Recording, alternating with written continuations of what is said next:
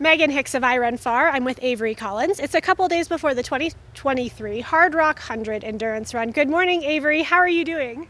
Good morning. I'm doing good, and I'm getting super excited that the race is around the corner because I'm doing a lot of nothing. There's been a lot of waiting for this week to happen. How does it feel to finally have a race that you've been endeavoring for quite some time on the actual doorstep? It's really exciting. Megan's referring to 10 years of hard work. Obviously, 2 years were cancellation years that were added in there that did not help my cause. But I feel like this is kind of the culmination of 10 years of hard work and progress, and I feel undoubtedly that I'm in the best shape I've ever been, and also the most prepared and comfortable I could possibly be with terrain like this, given that the last few years I've just done a lot of races that are similar to Hardrock, maybe not quite as high in altitude, but been living here since summer of 2018 now, and I feel like the altitude thing is not so much an issue anymore, and hopefully the culmination of many miles doesn't affect me in terms of altitude towards the end of the race, but I have a good feeling I should be able to handle it all right.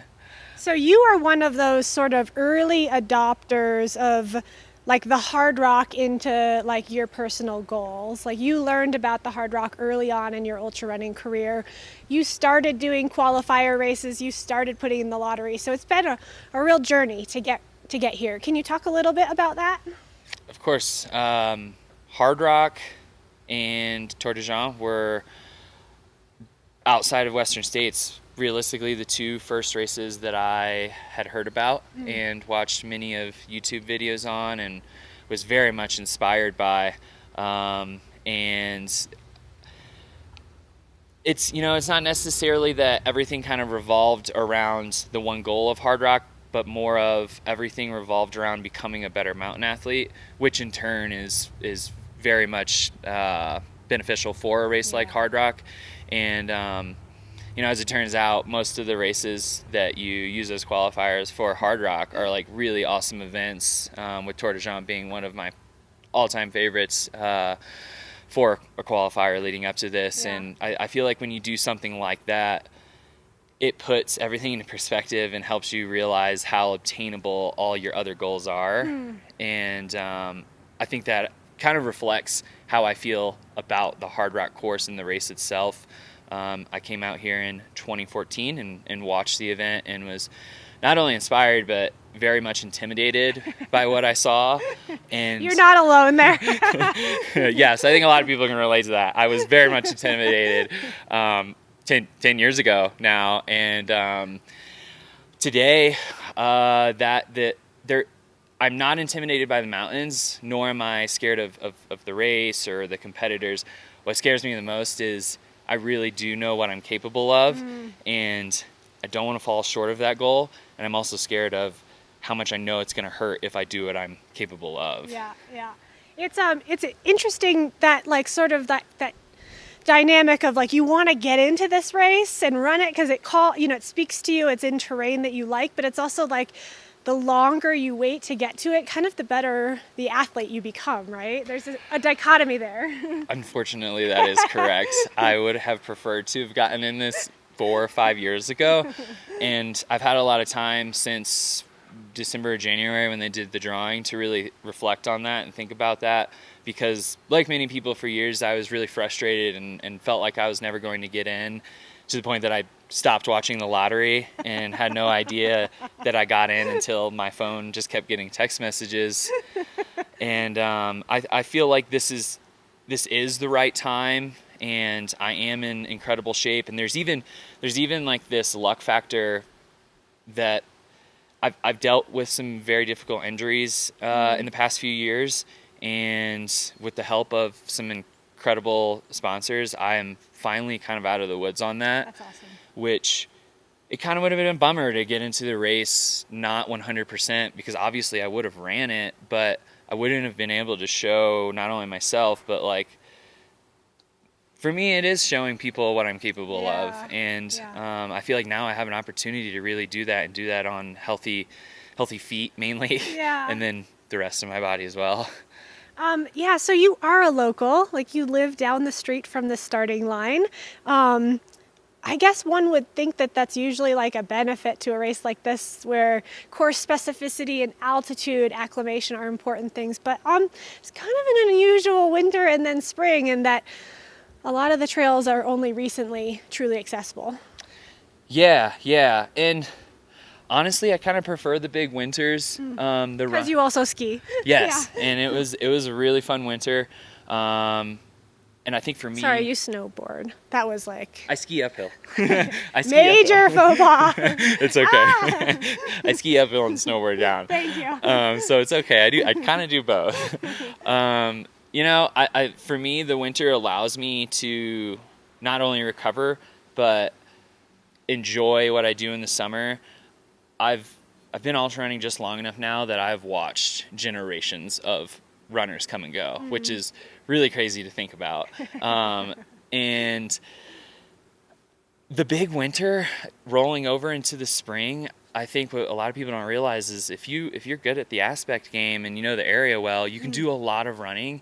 And honestly, we had such a big winter that the snowpack, once it went isothermic, like everything was really hard packed, and you could even get out and run north through east aspects and like run pretty fast. We're in an interesting spot now where like the snow is rotting, so you know when you don't have this 6-foot base anymore, there's punching through and a little bit of nastiness.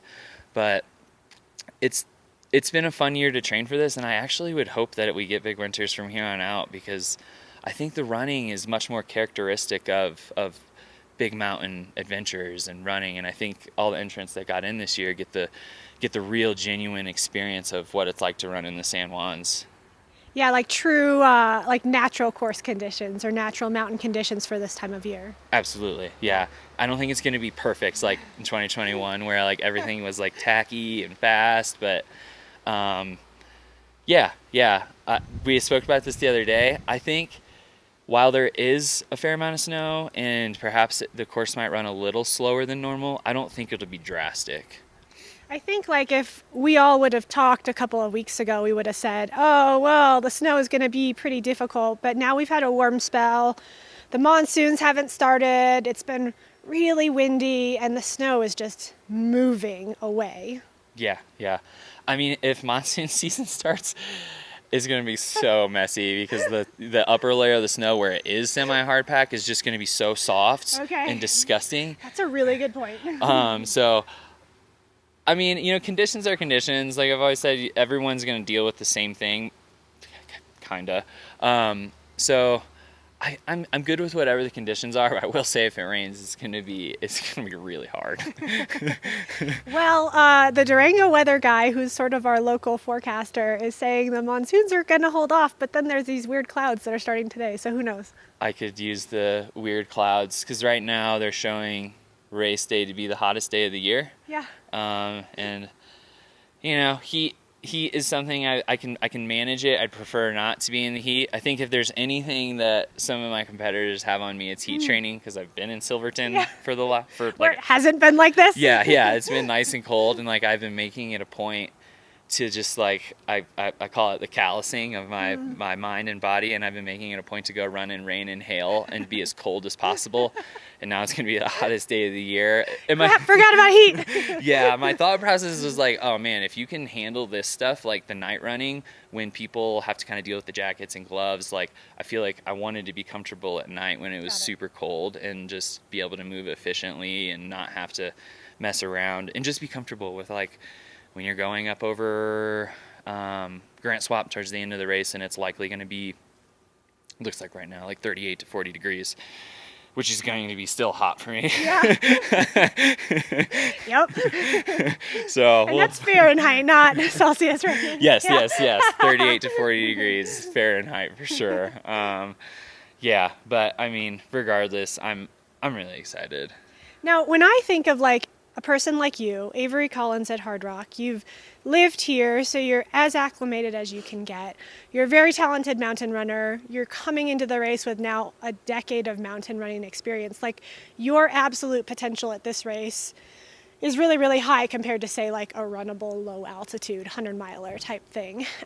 Knowing that, and like knowing the experience that you bring to this race, do you care to talk a little about like how you're going to race? Are you, like, any strategy type thoughts?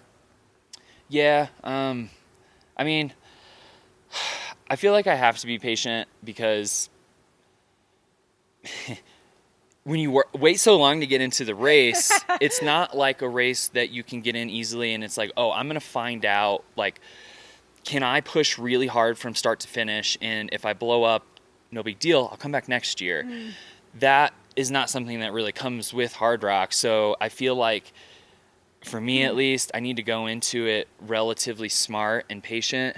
I'll say that I don't want to lead the race from the start, and I doubt I will. I tend to know how the Europeans race, and I tend to let them race the way they race. We might see some French people leading the race. I would imagine, yeah. There's a high likelihood that Americans won't be leading for the first however many miles, but I'm hoping the Americans take over late in the race. Okay.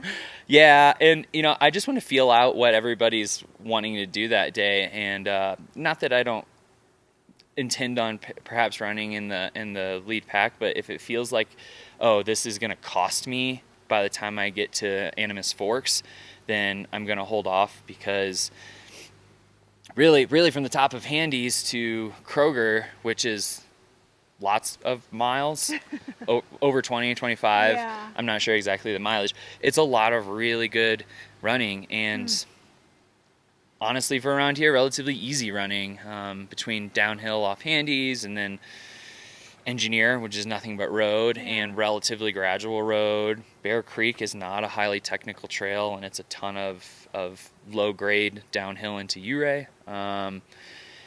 Yeah, so I feel like if you can save yourself some of those mid miles, even into later miles, there's time to be had there. The miles might pass a little bit quicker later on. Yeah, hopefully, and that would be the goal. I just don't want to get to where I know I can actually run and not have that ability to turn it on. Do you think, since heat is becoming a factor, like this is probably the thing we're going to be talking about after race day, a lot of people are thinking, is it, when the sun's out at high altitude, the heat is going to feel the worst, or is it when you're down at the lower altitudes around Ouray where the heat is going to feel the worst? As a local, where is the heat going to be like the game day changer? I think I'm going to need to be more conscious of it down in Ouray. I totally understand for anyone coming from lower altitudes, the sun exposure up high can also be costly. I spent the last however many months up high, and I feel like I've perfectly crusted my skin to be ready for the high. Calloused for the high altitude. Yeah, to be ready for all the sun exposure. So that's I don't think that'll be very problematic. And even like the hydrating part, a large majority of my calories anymore are coming from my water bottles, so I kind of have to drink. Okay. So I would say Ouray is probably going to be the spot where I need to be really smart, and I wouldn't be surprised if when we run by the Uncompahgre, if I just take a quick dunk and then get out of there. And the once a lifetime exposure to the Uncompahgre River. Yeah. And I feel like once you leave Ouray, Camp Bird, I'm trying to think where the sun's going to be. Yeah, like, is it going to be shaded? There's a decent chance I think it'll be shaded through there. Hopefully. I mean, if it's not, then I guess that means I'm kind of running kind of fast, because if the sun's still hitting me, then I'm kind of getting through the course quickly. So. Yeah. So there'd be goods and bads to there being sun exposure for Camp Bird for you. 100%, yeah. Okay, last question for you. You're a longtime local of Silverton now. You've seen all the nooks and crannies of the San Juan Mountains. There is about to be a passel of people descending upon this place for the first time. What do you want to tell those people about like the experience to have in this place this week? That's a good question. Well, the first thing I would suggest is never stop eating and drinking, because it's pretty likely that a lot of people, you will feel good through the first 20, 30, 40, maybe even 50 miles. But the moment you slip up it's when you dig a hole when you're running at an average of, what is it, I think 11 or 11.5. It's really hard. 3,000 meters or insane. It's really hard to climb out of that hole. So if you really want to enjoy your experience, I think it's important that you stay on top of your nutrition. And it's probably too late to say this, but I would say don't come visit and run a ton every single day. I won't name any names, but I think some people have already made that mistake. So they're enjoying themselves, which is all that matters. Having vacation before their race vacation. Yeah. I have the advantage of I don't need to like check everything out. I did that when it made sense in the biggest part of my training block. So now I'm doing a lot of nothing. There's a little bit of FOMO because I see a bunch of people going out and having fun, and I could go too. but I'm saving all my fun for race day. That's awesome. Avery Collins, best of luck to you in your first Hardrock 100 endurance run, and it's going to be fun to chase you around the mountains this weekend. Awesome. Thank you. Yeah, I hope you're chasing and not waiting. I hope we like to chase, but maybe don't run sub 20, or it makes it really hard to chase you guys. Ooh, oh my gosh, sub 20. That'd be so cool. All right. Best of luck. Thank you.